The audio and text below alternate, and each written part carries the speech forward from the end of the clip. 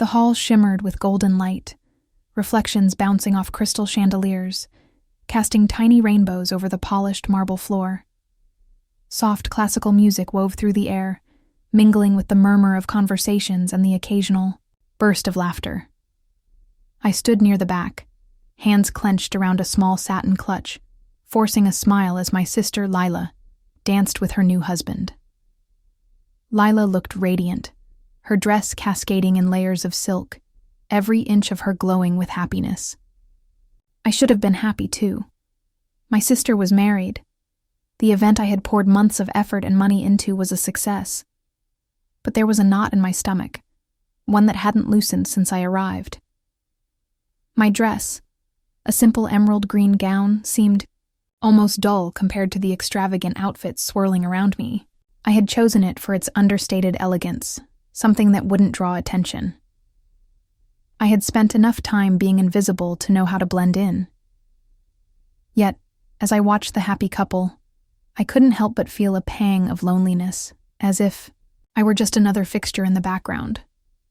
My father's voice, deep and rough, cut through the hum of conversation. "Grace!" He was striding toward me, his face a storm cloud, lips pressed into a thin line. I could feel the eyes of the guests turning in our direction. "What were you thinking, coming here dressed like that?" he hissed, grabbing my elbow. Swallowed hard. "Like what? Like a spinster. Like you've given up. Your sister's wedding and you show up looking like some washed-up aunt? You couldn't even bring a date to make it look like you're worth something?" His words felt like daggers, each one sinking into my chest, carving out the hollow that had been growing for years. I looked around, seeking my mother's face in the crowd, but she was busy charming the guests, casting furtive glances in my direction without meeting my eyes. I tried to keep my voice steady. "I didn't think—" "That's right," he cut me off. "You never think about anyone but yourself. You've embarrassed the family again. After everything I've done for you, paying for your education, giving you a place to live. You don't even have the decency to make an effort." Hot tears burned the back of my eyes, but I refused to let them fall. I couldn't afford to cry here. Not in front of him. Not in front of them. "I didn't mean to embarrass anyone," I whispered. He scoffed. "Of course you didn't. You never do. But you did. And now everyone's talking. You know how it looks for your sister to have a sister like you? A disappointment?" I wanted to scream that it wasn't fair, that I had paid for half of this wedding, worked extra hours to afford Lila's dream venue, that I had sacrificed my savings to make this night perfect. But I knew better than to argue. His temper was a landslide. Once it started, there was no stopping it. Then he said the words that shattered me completely. "If you're going to keep living like a failure, don't bother coming around anymore. I'm done cleaning up your messes." The air seemed to thicken, pressing in on me from all sides. I couldn't breathe. My hands felt cold, and my ears buzzed with the weight of his words. Around us, guests whispered, their eyes darting between me and my father. Lila was still dancing, oblivious, and my mother had vanished into the crowd, choosing diplomacy over defending her daughter. Humiliation clawed at my throat. I couldn't stand there another second. Without another word, I pulled my arm free and turned on my heel, the sound of my heels echoing like gunshots as I fled the hall. Once outside, the cold night air slapped my cheeks, mixing with the wet, streaks where tears had broken free. I stood on the steps, hugging myself, shivering. The streetlights flickered in the drizzle, their glow distorted through my watery vision. I didn't know how long I stood there, but eventually, the door behind me creaked open. I glanced over my shoulder, half hoping it was my mother. Maybe even Lila coming to comfort me. Instead, it was a passing guest, throwing me a pitying look as they hurried down the steps. It hit me then, how alone I truly was. I had given so much to my family, swallowed my pride countless times. But tonight had been the final blow. My father's words kept replaying in my mind. Don't bother coming around anymore. Somehow, amid the cold and the sting of betrayal, a strange, calm determination took root. I didn't have to take this anymore. I had spent too many years bending over backward for people who didn't see me, didn't value me. I looked back at the glowing windows of the hall, where laughter and celebration continued without me, and made a silent promise to myself.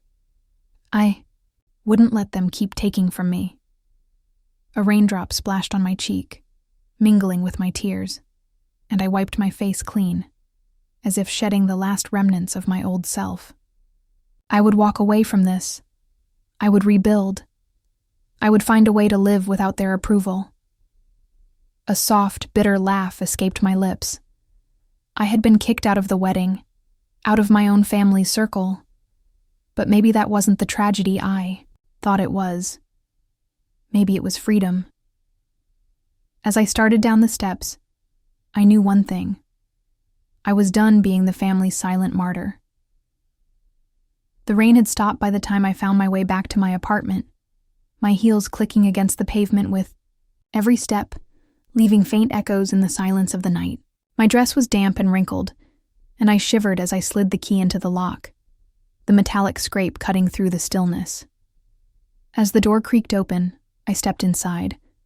The warmth of the room settling over me like a fragile blanket, I sat my purse down and kicked off my shoes, watching as they landed haphazardly near the corner. My gaze drifted to the photographs lining the wall, snapshots of moments that felt more like borrowed time than genuine happiness. One picture, in particular, stood out.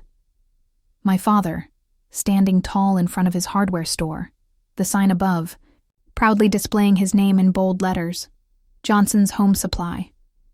His arm was draped around my mother, her smile wide and bright, the same smile that had since faded into something more hollow. I walked over, brushing my fingertips along the frame. It was taken the summer before everything fell apart. I had just graduated college, full of ideas and ambition, my heart set on moving to the city and carving out my own path. But that was before the recession hit, before my father's business crumbled under the weight of debt and mismanagement. I remembered the night he told me, his voice heavy with defeat. He had gathered us in the living room, his hands shaking as he poured himself a drink. I sat there, still in my work clothes, the excitement of my first job offer fading with every word he spoke. Bankruptcy, foreclosure, loss, words that clung to the walls of our house like a permanent stain. My mother didn't say much. She just nodded, her hands clasped tightly in her lap, her wedding ring catching the dim light of the room. I remember staring at that ring, the one she always polished every Sunday, the one she held onto even when everything else was slipping away. A symbol of something that I couldn't quite understand. Loyalty, maybe, or stubbornness. My father looked at me then, his eyes red-rimmed and expectant. I don't know how we're going to make it, Grace. Without the store, I don't know. The unspoken request hung heavy in the air, thick with expectation. My dreams of the city, of freedom and independence, were boxed up and shelved alongside old photographs and childhood keepsakes. I didn't even have to say yes. My father's shoulders relaxed as if my silence had been enough. That summer, I took on 2 jobs, one at a local office, the other waiting tables on weekends. The money went straight into the household. I never saw a cent for myself. Mortgage payments, utility bills, groceries, all filtered through my hands and into my parents' accounts. My sister Lila continued with her life as if nothing had changed. Shopping trips, weekend getaways, manicures that cost more than my monthly phone bill. I'd let it happen. I told myself it was temporary, that my father would find his feet again, that my sacrifices would be acknowledged. But as the years wore on, gratitude turned to expectation, and expectation hardened into entitlement. I was the dutiful daughter, the one who handled the bills, fixed the leaks, drove my mother to appointments, the one who paid off Lila's credit card debts when she got in over her head, who co-signed her car loan, who set aside her own plans to make sure my father never had to look his failures in the eye. But there were whispers. Friends who pulled me aside at dinners, their voices hushed and concerned. "Grace, you shouldn't have to do all this. It's not your responsibility." I'd smile, brush it off, tell them it was family, that I didn't mind. But the truth simmered beneath the surface. I did mind. I minded every time my father would look at me with that sense of expectation, as if my sacrifices were simply part of my role, something he was entitled to. My mother never spoke up. She floated through the house like a ghost, her eyes hollow, her smile brittle. She polished her wedding ring every Sunday, the metal gleaming like it was new, like it hadn't weathered years of silence and quiet resignation. I asked her once when we were sitting on the porch shelling peas, why she never said anything, why she never asked him to appreciate what I did for them. She didn't meet my gaze, just kept her eyes on the peas, her hands moving steadily. "He's proud, Grace. He's just proud." I wanted to scream that pride wasn't an excuse for neglect, that pride didn't pay the mortgage or keep the lights on. But I swallowed the words, just like I always did. I was loyal to my family. It was my duty. At least that's what I told myself. And then Lila announced her engagement. I remember the dinner. My mother had cooked pot roast. My father had opened his best bottle of whiskey. Lila beamed across the table, flashing the diamond ring that I knew her fiancé couldn't have afforded on his own. My mother gushed about venues. My father patted her hand with pride, and the conversation quickly turned to finances. Lila looked at me expectantly, the way she always did, like I was a walking ATM. My father cleared his throat and leaned back, in his chair. "Well, Grace, I guess it's time for you to step up again. Lila deserves a proper wedding." There was no question, no discussion, just expectation. I should have said no. I should have put my foot down and told them that I had nothing left to give. But I didn't. I nodded, my throat tight, my hands shaking under the table. Because loyalty, for me, had become a prison. When I paid the deposit for the venue, I cried in my car. Silent, desperate sobs that left me hollow and exhausted. But I still wrote the checks. I still helped Lila pick out flowers and dresses and tastings. I still played my role because I had spent so many years as the caretaker that I didn't know how to stop. I should have seen it coming. The wedding, the public humiliation, the way my father turned on me, as if my years of sacrifice had meant nothing. But I didn't. I let myself believe that this time would be different. That this time, they would see me. But I was wrong. So painfully wrong. The days after the wedding blurred together in a haze of disbelief and hollow silence. I woke up every morning expecting the phone to ring, expecting to hear my mother's voice, soft and trembling, telling me that it had all been a mistake, that my father had simply lost his temper, that Lila was sorry, that I was wanted, needed. But the phone remained silent, its metallic body cold and indifferent on my bedside table. I tried calling Lila first. It rang once, twice, and then went straight to voicemail. I left a message, my voice trembling just enough to betray me. I told her I was sorry if I embarrassed her, that I didn't mean for things to get out of hand. I waited a day, then another. I called again, but this time it didn't even ring. I tried her social media. Posts of her honeymoon in Santorini bloomed on her profile, each photo more lavish than the last. Her new husband had his arm around her, their smiles wide and bright. Untouched by the memory of me standing in the rain, mascara streaked and humiliated, I left a comment under one of her posts, just a simple congratulations. It was deleted within the hour. My heart hardened a little that day. I could feel it, like the first chill of winter seeping into the bones, but I still wasn't ready to let go. Not entirely. I tried my mother next. Her phone went straight to voicemail, her inbox perpetually full. Days turned into weeks, and I called every few days, sometimes just letting the phone ring, imagining her staring at it, hand hovering, unwilling to answer. It wasn't until the first bill arrived that I truly understood. It was the electric bill, addressed to me, as it always had been. My name on the envelope, the amount circled in bright red. I stared at it for a long time, the numbers blurring together as I sat at my kitchen table. I could almost hear my father's voice in my head. "You know your duty, Grace. We're family. We take care of each other." I set the bill aside, expecting another call, an apology maybe, but it never came. More bills followed. Utilities, mortgage statements, Lila's car payment. They piled up on my table, each envelope a slap to the face. I was still expected to take care of everything, even after being cast out like I was nothing. I tried to make sense of it, but the logic twisted and frayed. Wasn't I part of the family too? Didn't I deserve the same care, the same loyalty? But with each day that passed, the silence grew louder, stretching into something that filled every corner of my apartment. My hand shook when I finally dialed my father's number, the phone heavy and slick in my grasp. He picked up on the second ring. "Grace." I swallowed hard. "Dad, I've been getting the bills." There was a pause, just long enough for me to hear his breath hitch. "Well, I assumed you would. They're in your name, aren't they?" His voice was as sharp as it always had been, laced with that familiar edge of expectation.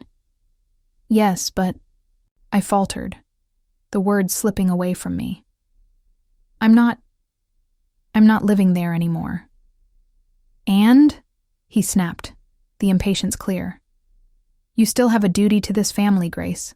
That hasn't changed." The words hung in the air, heavy and suffocating. I opened my mouth to argue, but he cut me off. "We need you to apologize. You humiliated your sister at her wedding, stormed out like some drama queen. You need to fix this. If you just come back and apologize, we can get things back to normal." I almost laughed then. The absurdity of it coiled tight in my chest, pushing against my ribs until I thought I might break. "Normal?" I echoed, my voice shaking. "Dad, you kicked me out. You humiliated me in front of everyone. Lila won't even answer my calls." There was a silence, followed by the soft click of his lighter. I could picture him perfectly, sitting in his old armchair, cigarette dangling from his lips, face shadowed with indifference. "Grace, you know how this works. You apologize, you come back, and we move on.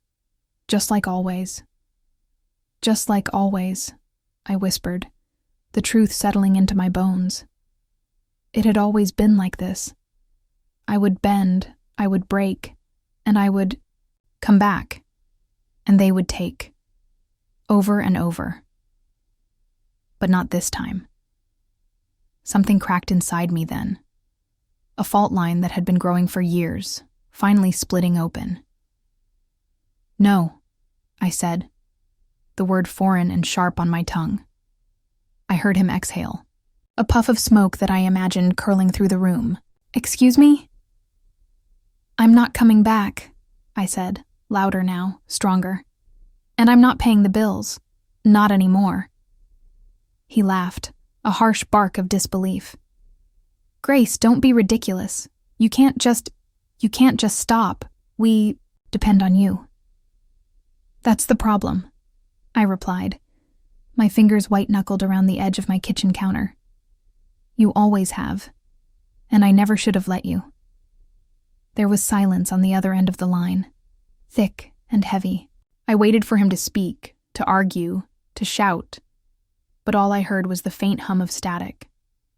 "Fine," he said finally, his voice clipped and cold. "Do what you want." The line went dead.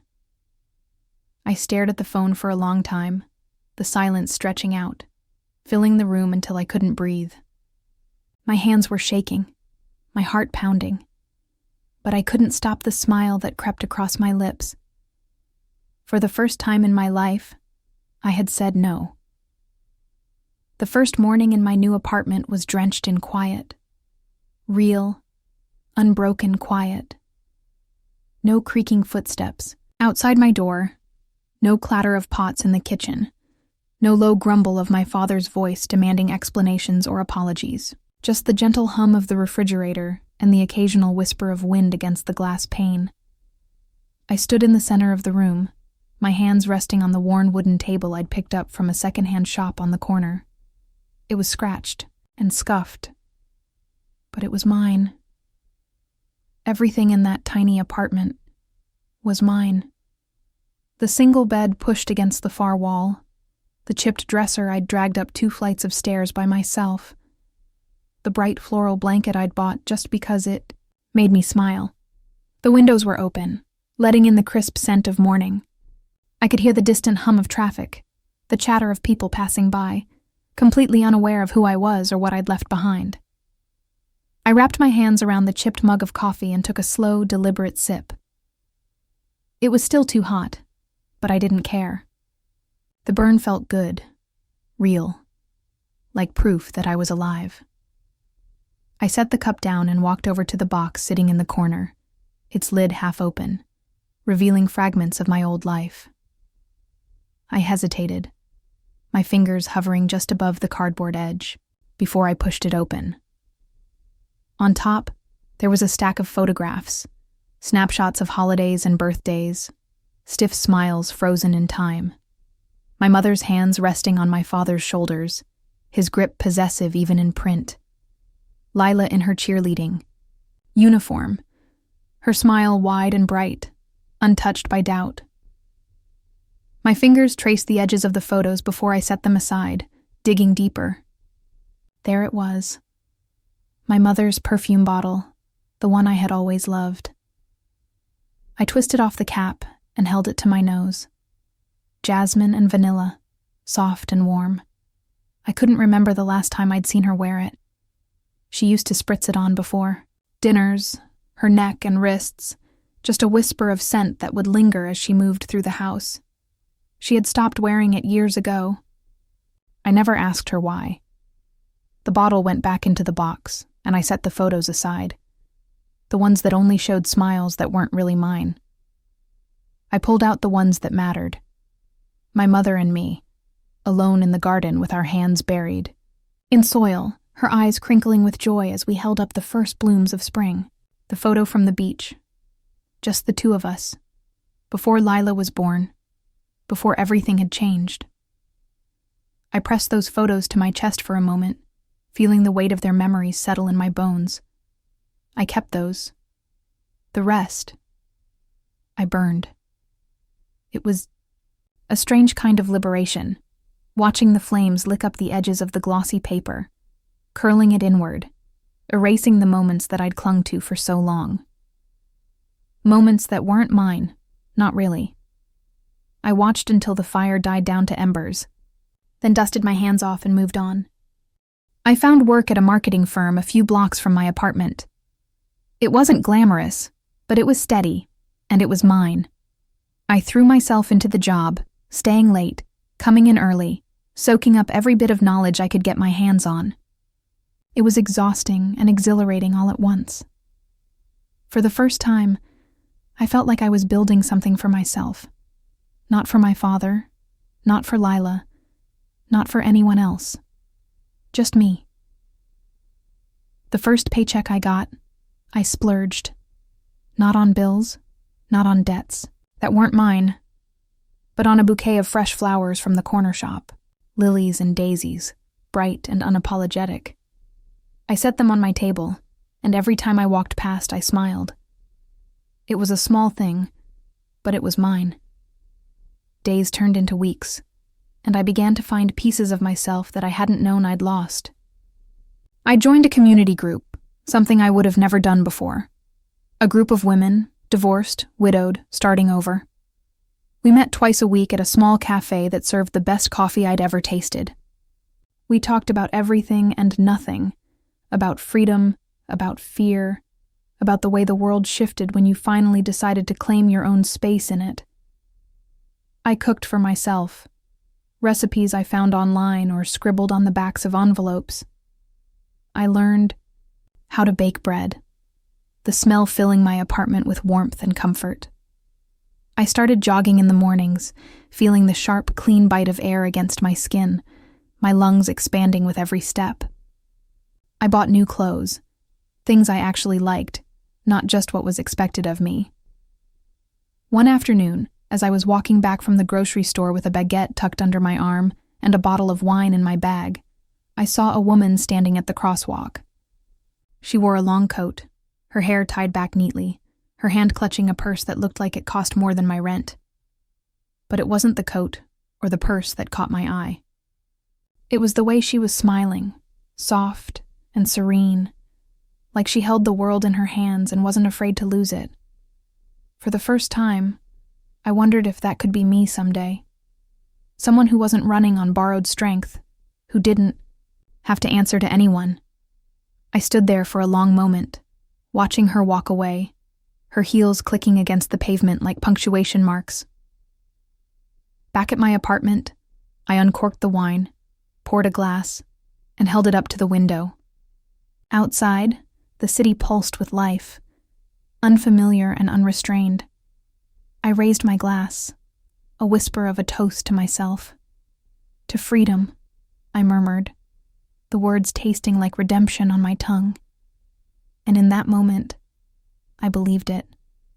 The city pulsed, with life outside my apartment window, each light a flicker of possibility, each distant car horn a reminder that I was here, alive, and finally free. Months had passed since I'd severed the last tether binding me to my family. I had shed the skin of compliance, stepped out of the shadow of obligation, and built something real for myself. Work at the marketing firm became more than just a job. It became my sanctuary.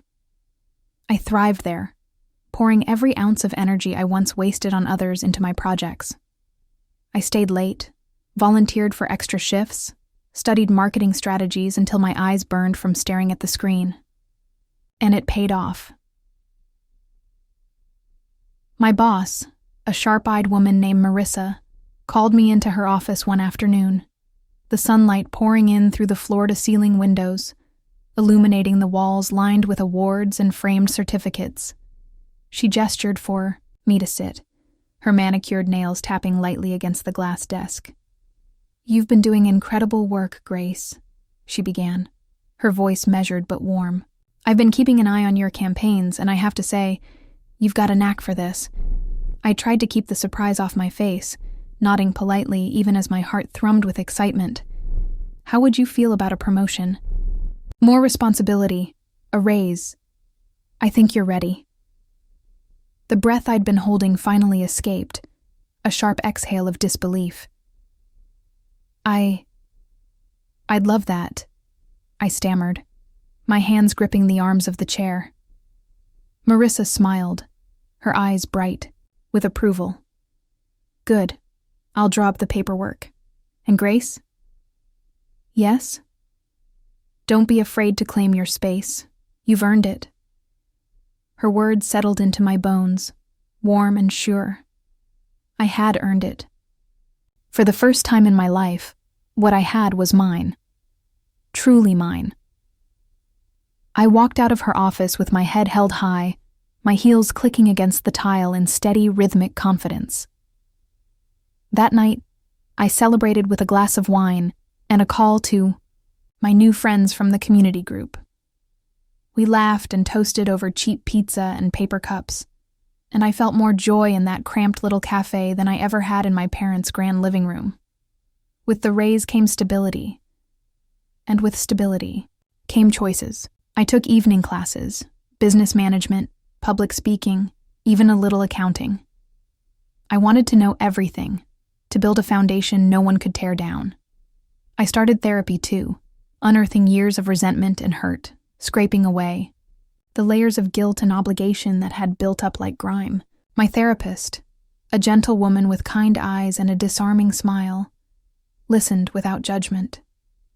It was during one of those sessions, as I recounted yet another memory of sacrifice and silence, that she leaned forward, her hands clasped in her lap.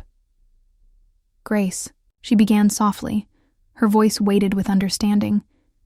"It's okay to want more than just survival. It's okay to want accountability." The word hung between us like a revelation. Accountability. I had never considered it before.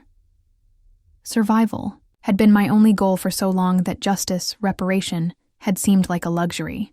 But the seed was planted, and it grew roots faster than I could have imagined. I began to gather things. It started with a single box in the corner of my closet, filled with bank statements and receipts, all neatly filed and dated. I tracked every payment I'd made on their behalf, the mortgage payments, the utilities, Lila's car. I found proof of my father's withdrawals, siphoning off what little I had left to cover his own debts. I remembered the nights I stayed, up late, hunched over the kitchen table with a calculator and a stack of bills, fingers cramped from writing checks. I remembered the hollow feeling in my stomach when I watched Lila drive up in her shiny new car, the one I knew she hadn't paid for, knowing I'd never even owned my own. The evidence mounted, thick and damning. Bank transfers, emails, even handwritten notes from my father with instructions on where to send the money. I sat on the floor of my apartment one night, surrounded by stacks of paper, my hands shaking as I sifted through it all. I was done surviving. I wanted retribution. It took months to piece it all together. I consulted with a lawyer, a sharp-eyed woman named Evelyn, who didn't flinch when I laid it all out for her. She sifted through the paperwork, occasionally pausing to take notes or nod approvingly. When she finished, she looked up at me, her eyes steely with resolve. "You have a case," she said simply. "You have more than enough." I nodded, the weight of it settling into my chest. Good. We moved quickly after that. I gave her everything: emails, bank records, photographs of receipts. Evelyn drafted letters, filed claims, and prepared the case with the kind of efficiency that sent chills down my spine. She was relentless, and I found that I admired her for it. For too long I had been quiet, compliant. But now, with every piece of evidence that was added to the file, I felt stronger. For the first time, I began to understand that I wasn't powerless. That loyalty was not the same as servitude, that sacrifice was not synonymous with silence. I was done paying for their comfort with my own life. I began to dream about the confrontation, about handing my father those documents, watching the color drain from his face. I imagined my mother's eyes widening with disbelief, her hands clutching her pearls like they were lifelines, Lila, always oblivious, finally realizing the cost of her lifestyle. The day I signed the final papers, Evelyn slid them across the desk, her eyes meeting mine with a flash of approval. "You did the right thing, Grace," she said.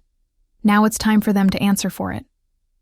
I took the pen, my hand steady, and signed my name. The ink dried quickly, bleeding into the paper like it belonged there. Final. Absolute. I stood up, smoothing my coat, and offered my hand. Evelyn shook it firmly, her grip strong and sure. "You're going to be fine," she said, her voice softening just a touch.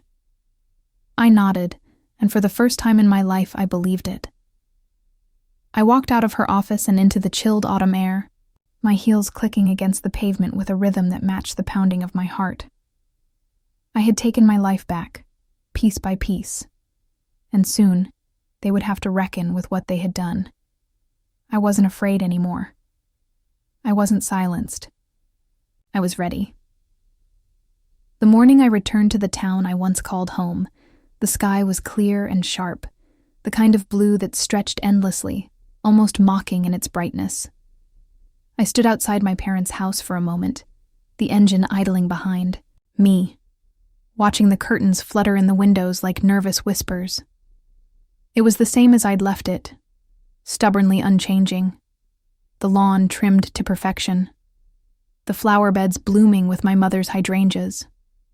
The house itself stood like a monument to their pride. All brick and iron gates, a fortress of expectation and tradition. I took a breath, smoothing the front of my coat, and walked up the steps. My heels clicked against the concrete with a confidence I had never felt before. I didn't bother knocking. I just pushed the door open, letting it swing wide. Inside, the air was thick with the familiar scent of cedar polish and my mother's faint lavender perfume. Voices floated from the dining room, laughter, the clink of silverware, my father's baritone cutting through the murmur. I followed, the sound, my heels echoing on the polished wood floors. They were all there, my father at the head of the table, my mother to his right, Lila and her husband on the left, their eyes bright with the shine of wealth I knew they hadn't earned. I paused at the threshold, taking in the scene. They were eating. The spread before them was extravagant. Roast chicken, mashed potatoes, vegetables glistening with butter. It was almost absurd, the normalcy of it, the obliviousness. I cleared my throat. Well, doesn't this look cozy? The room stilled. Forks paused. Mid-air, conversation stopped like someone had cut the power. My mother's hand went to her pearls instinctively, her fingers clutching them like a rosary. My father's eyes met mine, and for the first time, I saw something crack in his gaze. Recognition, and then disbelief. "What the hell are you doing? Here," he demanded, voice hardening with each word. I stepped into the room, the folder tucked neatly under my arm. I thought it was time we had a family discussion. Lila's eyes went wide, darting from me to her husband. He looked uncomfortable, shifting in his seat, glancing toward the door like he was mapping his escape.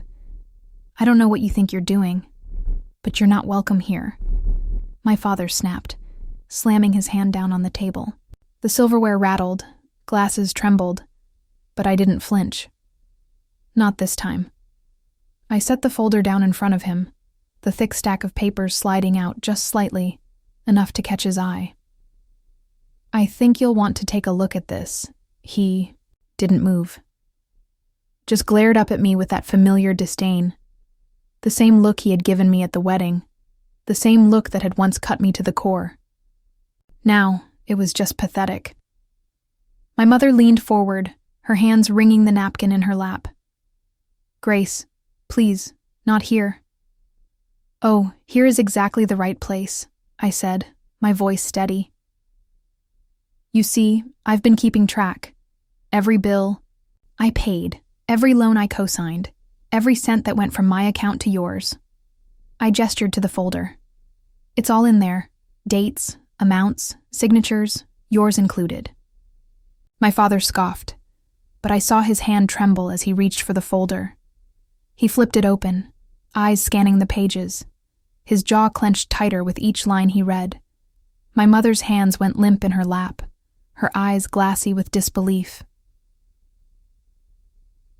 20 years, I said, my voice rising just slightly. 20 years of me paying your bills, covering your debts, taking care of Lila's mistakes. I turned to my sister, whose face had gone pale. "Did you think your car just magically paid for itself?" Lila blinked, her mouth opening and closing like a fish gasping for air. Her husband looked down at his plate, suddenly fascinated with his mashed potatoes. "This is ridiculous," my father spat, slamming the folder shut. "You're just bitter. This is nothing but a temper tantrum." "No," I said, leaning forward, palms flat against the table. "A temper tantrum is what you threw at Lila's wedding. This is justice." I straightened, smoothing my coat. "I'm here to let you know that I've spoken to a lawyer. I'm claiming what's rightfully mine. You can expect the paperwork soon." My mother gasped, her hand flying to her mouth. "Grace, you wouldn't... We're family." My eyes softened for just a moment, memories flickering behind my eyes. Christmas mornings, summer barbecues, the warmth of her hand on my cheek when I was sick. but that warmth had long since faded, replaced with silence and complicity. I swallowed back the hurt. "Family?" I repeated, my voice soft. "No. Family doesn't bleed you dry. Family doesn't abandon you when you say no." My father stood, his fists clenched, rage pouring off him in waves. "You ungrateful little—" "Careful," I interrupted, my voice slicing through his like a knife. "Threatening me now wouldn't be wise. I've documented everything, every payment, every transfer, every loan. If you try to intimidate me, I will press charges." The color drained from his face, and for the first time in my life, I saw him for what he was, small. Just a man desperately clutching at the last shreds of power he had. I picked up the folder and turned to Lila. "You might want to check your bank statements.